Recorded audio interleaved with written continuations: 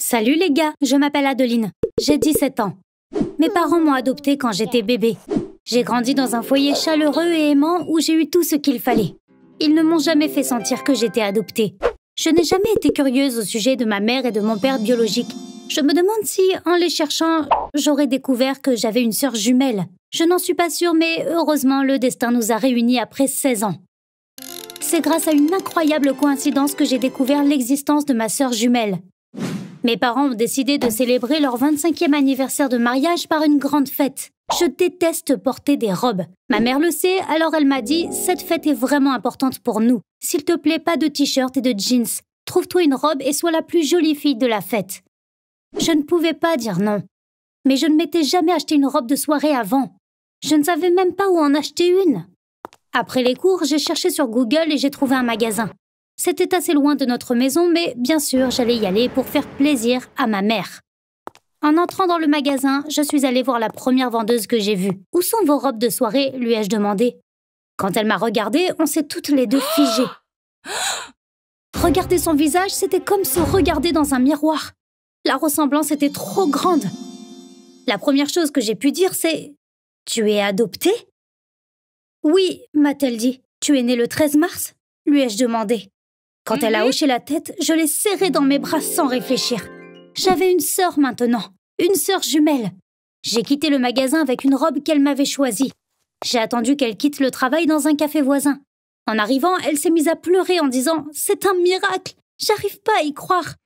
Je me regardais pratiquement dans le miroir. Tout comme moi, elle reniflait toujours en pleurant. Quand Rose s'est calmée, je lui ai demandé « Puisque tu travailles un jour d'école, tu es déscolarisée ?» Elle l'était. Sa mère lui a dit « Tu n'iras pas à l'université de toute façon. Commence à travailler dès que possible, pour que tu puisses contribuer. » a-t-elle dit. Selon ma sœur, sa famille n'avait pas vraiment besoin d'argent. Sa mère a fait ça par méchanceté parce qu'elle traitait Rose ainsi depuis longtemps. J'étais tellement en colère en écoutant l'histoire de ma sœur.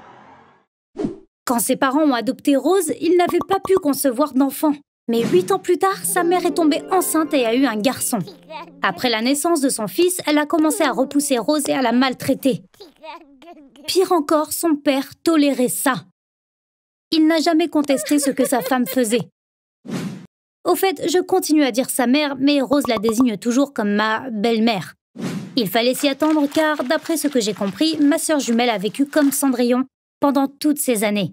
Elle a dû quitter le lycée pendant sa seconde. Elle travaillait 6 jours par semaine. Et le soir, elle devait faire tout le ménage. Quand elle m'a dit « Certaines nuits, je suis si fatiguée que je ne peux pas dormir », je me suis mise à pleurer. J'étais de plus en plus choquée quand elle racontait son histoire. Sa mère a donné sa chambre à son fils. Ils ont mis son lit au sous-sol. Rose y dormait depuis des années. Ils ne la laissaient même pas manger avec eux à table. Elle devait manger seule à la cave. Je ne pouvais plus ne rien dire. Ça suffit! D'abord, je vais donner une leçon à cette femme et ensuite je vais te faire sortir de cette maison, ai-je dit. Mais après avoir été maltraitée pendant des années, ma sœur avait perdu tout son courage. Contrairement à elle, je suis quelqu'un qui se défend quoi qu'il arrive et qui n'abandonne pas un combat. Maintenant, je me battrai pour ma sœur. J'ai dit à Rose, raconte-moi tout sur cette femme, ton père, ta maison, ta vie. Je te parlerai de ma famille. Écrivons tout. Oh. On a besoin de tout savoir. Ensuite, on échangera nos vêtements dans les toilettes. Rose m'a regardée, incrédule. Je lui ai fait un clin d'œil. Sœurette, t'as compris? On va changer de vie pendant un moment. Tu vas aller chez moi et moi chez toi. On dira tout à mes parents après avoir donné une leçon à cette femme. Ils trouveront une solution. Ma sœur s'est mise à rire. Même si elle était terrifiée, l'idée lui plaisait beaucoup. 2 heures plus tard, j'étais devant la maison de Rose, habillée comme elle. J'ai ouvert la porte avec ses clés. J'ai mémorisé le plan de l'étage en arrivant. La porte qui descendait au sous-sol était juste à côté de la salle de bain. J'ai entendu la voix de sa mère alors que je marchais dans cette direction. « Rose, pourquoi es-tu en retard ? Ne t'ai-je pas dit de rentrer directement à la maison après avoir fini le travail ?» Je me suis arrêtée, j'ai marché vers la voix, je suis arrivée dans le salon. Une femme était assise sur le canapé regardant le téléphone dans sa main. Je traînais avec une amie. Au fait, garde à l'esprit qu'à partir de maintenant, je rentrerai à la maison quand je le voudrai. Elle a levé la tête, incrédule. Il était évident qu'elle n'avait jamais rien entendu de tel de la part de Rose. « Comment oses-tu me parler comme ça ?» a-t-elle dit. Son expression perplexe est exactement ce que je voulais voir. « Peu importe, je suis fatiguée, je vais prendre une douche et me coucher tôt. » lui ai-je dit. Elle était choquée. « Rose, ça ne va pas? Tu es folle? Te doucher? Aller te coucher? Tu as tant de travail à faire. D'abord fais la lessive, puis monte nettoyer la chambre. » a-t-elle crié. Je n'ai pas répondu. J'ai juste souri. Je me suis retournée et je suis sortie. Elle a continué à crier de là où elle était. J'allais voir le lit de ma pauvre sœur à la cave. La cave avait une odeur de moisi terrible. J'ai eu plusieurs hauts le cœur avant de pouvoir m'y habituer. Je me suis assise sur le lit. J'ai retenu mes larmes en regardant autour de moi.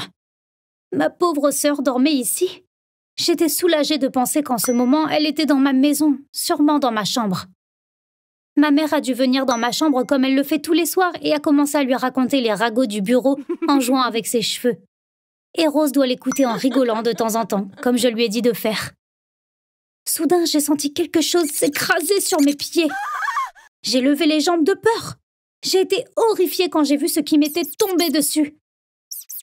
Je n'aurais jamais pu penser qu'un rat d'égout pouvait être aussi gros. N'était-ce pas dangereux pour ma sœur? Comment pouvait-elle dormir ici? Comment est-ce que ses parents qui ont élevé cet enfant depuis qu'elle est bébé peuvent-ils la laisser dormir dans un endroit si horrible? Je n'arrivais toujours pas à me faire à l'idée. Au bout d'un moment, la porte du sous-sol s'est ouverte. Quelqu'un a commencé à descendre les escaliers. J'ai vu que c'était le père de Rose. Quand il m'a vue, il a dit « Rose, qu'est-ce que tu as dit à ta mère ?» Elle était tellement en colère qu'elle a un mal de tête. Je me suis levée, j'ai marché vers lui. C'était un personnage aussi soumis que sa femme était dominante. Tu te rends compte que tu l'appelles ma mère?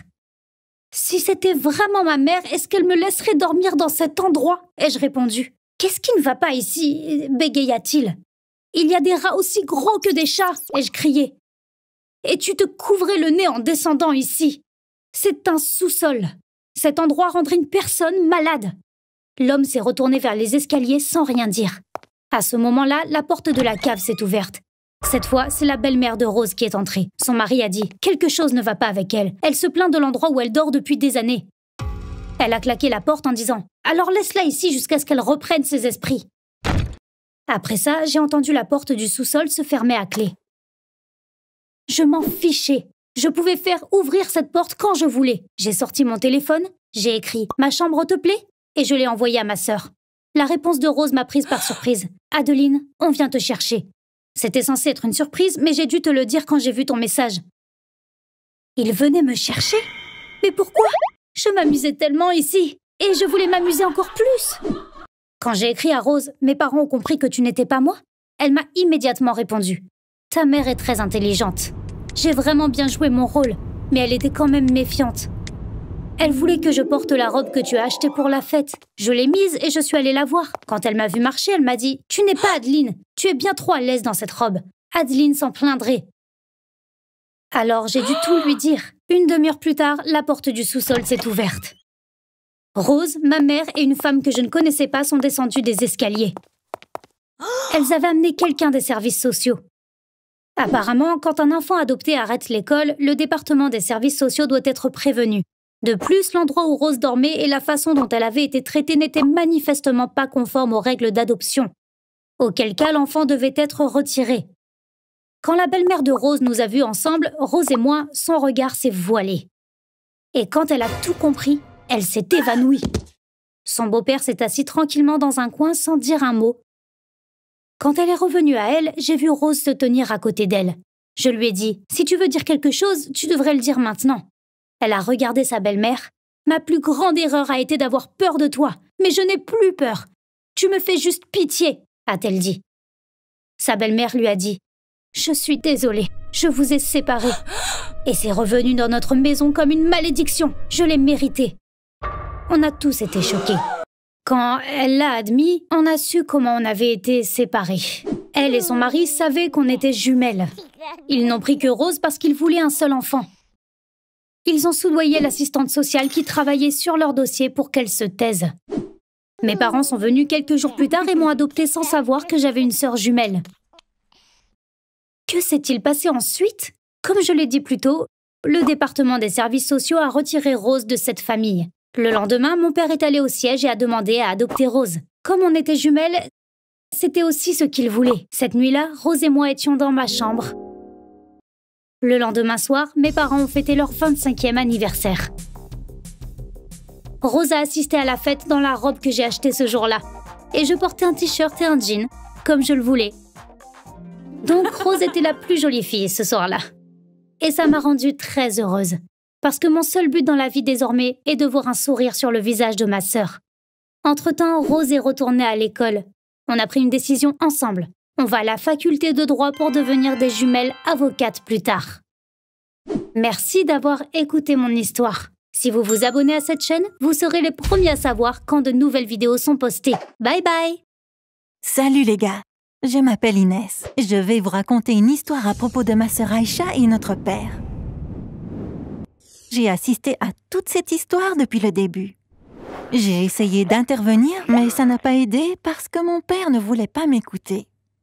Comme tout bon père, notre père fait tout ce qu'il peut pour nous fournir le meilleur de tout. Malheureusement, il est très malchanceux en affaires. C'est un serveur et je sais qu'il est vraiment bon dans son travail. Mais pour une raison quelconque, il ne peut jamais rester dans le même restaurant plus d'1 an. Récemment, il travaillait dans un restaurant italien et il était en bons termes avec son patron. Mais lorsqu'il a vu qu'un autre serveur était traité injustement, il a quitté son boulot. Ces jours-là, il rentre à la maison avec des fleurs. Quand ma mère a vu les fleurs, elle a tout de suite su qu'il avait démissionné. Le lendemain matin, alors qu'on allait à l'école, papa cherchait un boulot sur Internet. On savait tous qu'il trouverait un nouveau boulot assez rapidement, car c'était toujours le cas. Parfois, nous revenions de l'école et il travaillait déjà dans un autre restaurant. Cette fois, on a été confrontés à une offre inattendue. Papa était super excité quand nous sommes rentrés de l'école. Il nous a fait nous asseoir. Les filles, il est temps qu'on travaille pour nous-mêmes. On va créer une entreprise familiale. Je n'aurai plus à travailler pour d'autres personnes. J'ai une idée géniale. Mais j'aurai besoin de votre aide, a-t-il dit. Puis, il a regardé ma sœur. Surtout toi, Aïcha, a-t-il dit en souriant. Sa super idée était de lancer une chaîne YouTube pour ma sœur. Apparemment, il est tombé sur des articles en ligne. Ça parlait des enfants YouTubeurs qui gagnaient le plus d'argent cette année. Il a été choqué quand il a vu qu'ils avaient gagné des millions de dollars. Il avait été sur YouTube toute la journée, sur les chaînes d'enfants YouTubeurs, à regarder leurs vidéos. Il est devenu très enthousiaste en voyant qu'il s'agissait de vidéos simples, surtout des enfants jouant à des jeux. Après nous avoir raconté tout ça, il a dit « Ma fille est plus jolie que tous les autres enfants que j'ai vus. On pourrait être l'une des chaînes de cette liste l'année prochaine, a-t-il dit. » Il avait déjà tout raconté à notre mère pendant la journée. Elle s'y est mise aussi quand elle a appris ce qu'il gagnait. Aïcha peut le faire tant que ça ne perturbe pas son travail scolaire. Les mères sont dans certaines vidéos. « Je peux aider si tu veux, » lui dit-elle. Il semblait qu'ils avaient déjà pris leur décision. Aïcha n'avait pas trop son mot à dire. « Est-ce que j'en serais capable ?» a-t-elle demandé. Mais je savais que l'idée lui plaisait. L'ambiance à la maison était bonne. Les vidéos avec des piscines ont beaucoup de vues. On déménagera dans une maison avec une piscine l'année prochaine, a-t-il dit rêveur. Le lendemain, c'était samedi. Papa nous a emmenés à l'aquarium. Aïcha connaissait bien l'endroit car on y était déjà allé avec nos parents et aussi lors d'une sortie scolaire. Papa prenait une vidéo, alors elle a fait comme si c'était la première fois. Elle courait partout, regardait tous les poissons et faisait semblant d'être très excitée. Papa était de si bonne humeur. Il a filmé tout ce qu'Aïcha a fait dans l'aquarium. Quand on est rentré, papa a voulu monter les vidéos tout de suite. Mais il ne savait pas comment faire. Il m'a emprunté mon ordinateur. Il a passé la soirée à essayer de comprendre un logiciel de montage vidéo. Il me posait des questions, mais je ne savais pas l'aider car je ne savais rien à ce propos non plus. Le plus drôle, ce fut de voir mon père qui travaillait toujours dessus le lendemain au réveil. Quand il l'a finalement terminé, il nous l'a montré avec fierté. Honnêtement, c'était une vidéo de famille ordinaire. En même temps, c'était comme les autres vidéos d'enfants sur YouTube qui ont des millions de vues. La vidéo de papa était aussi ordinaire que ses vidéos. Il a créé une chaîne YouTube sous le nom de ma sœur et a mis la vidéo en ligne. Il était si excité comme si tout le pays attendait de la voir. Il a parié avec ma mère sur le nombre de vues qu'elle aurait. Papa a dit 5 ou 6 000, mais maman pensait qu'elle n'en aurait pas plus de 1 000. Toute la journée, il ne tenait pas en place et faisait les 100 pas. J'ai vérifié la vidéo le soir, elle n'avait que 14 vues. Oui, 14. Je suis sûre que c'était juste mon père qui la regardait en boucle. Et peut-être qu'Aïcha l'avait regardée 3 ou 4 fois. La semaine suivante, ils ont fait une vidéo par jour. Papa ajoutait de nouvelles vidéos aux milliers qui étaient déjà sur YouTube. Un jour, ma sœur et ma mère ont joué à un jeu ensemble. Elles ont fait une vidéo sur les couleurs en utilisant des fruits et légumes. Dans une autre vidéo, Aïcha déballait de nouveaux jouets et les présentait. Papa s'était remis de la déception de la première vidéo. Il tournait une nouvelle vidéo, la montait le soir et la publiait le lendemain matin. Mais malgré ses efforts, les résultats ont été les mêmes. Personne ne regardait les vidéos. Un jour, il est rentré à la maison avec un tas de boîtes. Il avait acheté du matériel vidéo professionnel. Mes parents n'avaient pas d'économie. Il a donc dû vendre sa voiture pour les acheter. Maman n'était pas du tout contente. On n'avait plus d'argent maintenant que papa était au chômage. Dépenser tout cet argent supplémentaire n'était pas raisonnable. Le mois suivant, il a utilisé la nouvelle caméra et les lumières. Même si la qualité visuelle était meilleure, le contenu était le même. La vidéo la plus regardée de la chaîne n'a même pas eu 100 vues. Le pire, c'est qu'Aïcha s'ennuyait maintenant. Quand papa l'appelait pour tourner, elle inventait des excuses.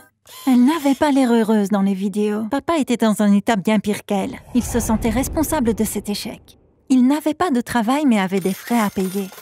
Quand Aïcha n'avait pas vraiment envie de tourner, il perdait patience avec elle. Nous ne le reconnaissions plus.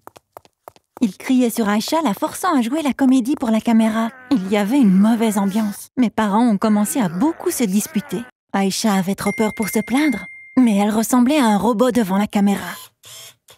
Quand j'ai regardé les vidéos, je me suis sentie très mal pour elle. C'était bizarre que mon père aime vraiment ces vidéos. Selon lui, le problème était le manque de promotion.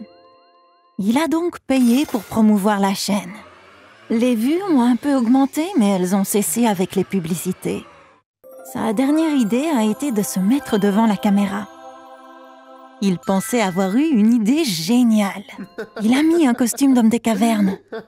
Aïcha l'a poursuivi avec une bande de dinosaures jouets. Comme mon père était un homme des cavernes, il fuyait les dinosaures. Il a attendu un moment après avoir posté cette vidéo ridicule sur la chaîne. Les vues n'augmentaient pas, alors il a emprunté de l'argent à un ami pour promouvoir la chaîne à nouveau. Je n'ai pas pu regarder cette vidéo plus de quelques minutes. Ça m'a fait mal de voir mon père comme ça. Il avait l'air si désespéré. Le lendemain, Aïcha est venue me voir à l'école en pleurant. Un de ses camarades avait vu la vidéo sur les dinosaures grâce à la promotion et l'avait montrée à tout le monde. Ils ont commencé à se moquer de papa et d'Aïcha. Elle s'est mise en colère et a fait tomber une fille. La prof s'est énervée contre elle. « Si tu refais ça, je t'enverrai chez le directeur », a-t-elle dit. Quand elle en a parlé à maman, elle s'est énervée aussi. Elle et papa ont eu l'une des pires disputes que j'ai jamais vues. Maman criait « Cette histoire de YouTube est terminée. Il n'y aura plus de tournage dans cette maison », répétait-elle. « Je dois faire un rendement sur mon investissement. Tout cet argent et ces efforts gaspillés ?» demandait-il sans cesse. Quand il a réalisé que maman ne baisserait pas les bras et qu'elle avait raison, il a arrêté de crier. Après ça, il a commencé à s'excuser. Papa n'était pas une mauvaise personne. Il avait fait de son mieux, mais ça n'avait juste pas fonctionné. Il a perdu le contrôle quand il n'a pas pu trouver de solution. Il est venu et nous a parlé une fois de plus. « Les filles, j'ai tellement honte de moi. Je ne voyais pas ce que j'étais en train de faire. Aïcha, je suis désolée de la façon dont je t'ai traitée. Je comprends si tu ne me pardonnes pas, a-t-il dit. Il était sur le point de pleurer. Il a quitté la maison avant qu'on ait pu parler et n'est pas revenu cette nuit-là. Il a envoyé un message à maman le matin. Elle était vraiment triste en nous montrant le message. « Chérie, je vais bien. Je ne rentrerai pas avant d'avoir trouvé un bon emploi. Ne vous inquiétez pas. Je vous aime très fort. Je suis désolée pour tout, » disait le message. Papa n'était pas là le lendemain ni le jour d'après, mais il envoyait des SMS. « Chérie, je cherche toujours un job. Après tout ça, je ne peux pas rentrer sans un bon boulot. Embrasse les filles et dis-leur que je les aime. » On a sonné à la porte tôt le lendemain. C'était papa. On était si heureuses. Il s'est tourné vers ma sœur. « Merci pour la vidéo. Rien de tout ça n'est de ta faute. C'est moi qui t'ai forcé. C'est ma faute, dit-il en la serrant dans ses bras. Il a ajouté « Mais tu aurais dû allumer la lumière. Ton joli visage aurait été plus beau. » Maman et moi ne comprenions pas. Il s'avère qu'Aïcha avait tourné une vidéo pendant qu'on dormait. Elle y disait qu'elle aimait beaucoup papa et que tout ça était de sa faute en lui demandant de rentrer. Puis, elle l'a mis en ligne sur la chaîne. Le téléphone de papa a eu une notification. Une nouvelle vidéo a été postée sur la chaîne d'Aïcha. Surpris, il a tout de suite cliqué dessus. Il était très ému mais a dû attendre le matin car il était déjà tard. Papa a trouvé un boulot quelques semaines plus tard. Son expérience avec YouTube et ses compétences en vidéo l'ont aidé à décrocher le poste. L'employeur lui a demandé pourquoi papa avait cessé de travailler. C'est alors qu'il lui a parlé de l'aventure YouTube. L'employeur voulait créer une chaîne YouTube le montrant en train de cuisiner les recettes de sa mère. Ils ont décidé de travailler ensemble sur les tournages. Il va payer un supplément à papa pour ça. Papa n'avait pas hâte puisque cela allait lui rappeler nos misérables jours. Mais il était heureux de pouvoir récupérer son argent. C'est tout pour moi. Que pensez-vous des enfants YouTubeurs? Dites-le moi dans les commentaires. Si vous voulez suivre des histoires comme la mienne, abonnez-vous à la chaîne. Bye bye.